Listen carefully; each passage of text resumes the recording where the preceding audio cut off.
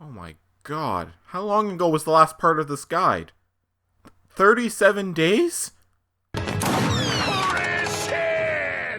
Well, shit. Sorry, everybody. Long story short, lots of crap piled up on my plate.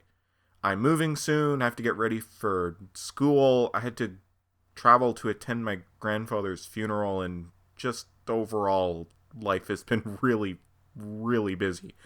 But now I'm back, so let's get in the saddle again. Chapter 8X is another Fog of War map that plays as a kind of slog, and it contains what a lot of people consider to not just be the hardest boss in the game, but the hardest boss in Fire Emblem history, Gomez.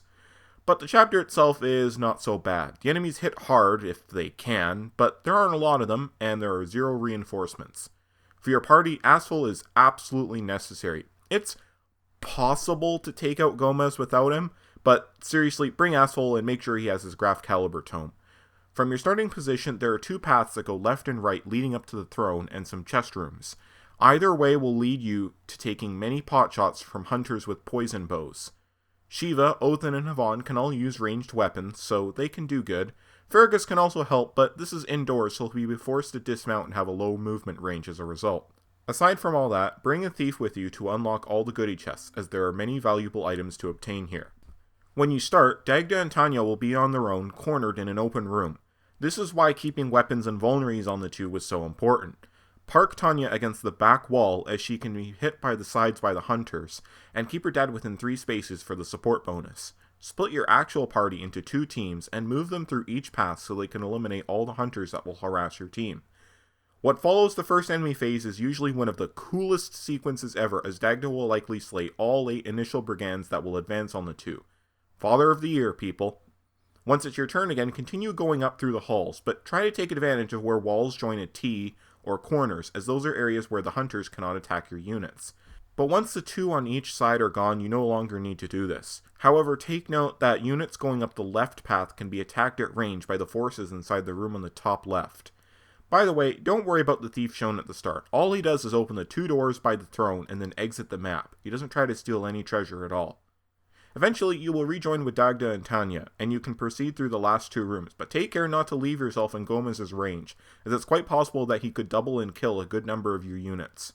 You should also try to capture some axemen, as unless you want to buy them, there are no axe-using units you can capture until Chapter 11, and even then they are quite limited until Chapter 12.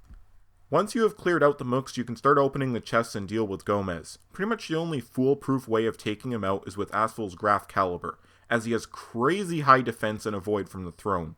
I did the math, and a mathematically average level 10 leaf with maximum support bonuses would have a 68% hit chance against Gomez, and only does 10 damage per hit unless it's a crit.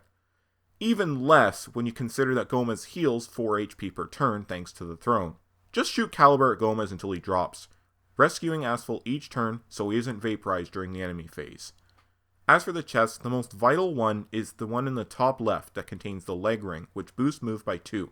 I like to give this to Karen, as flyers with uber movement are my thing, but use it at your own discretion.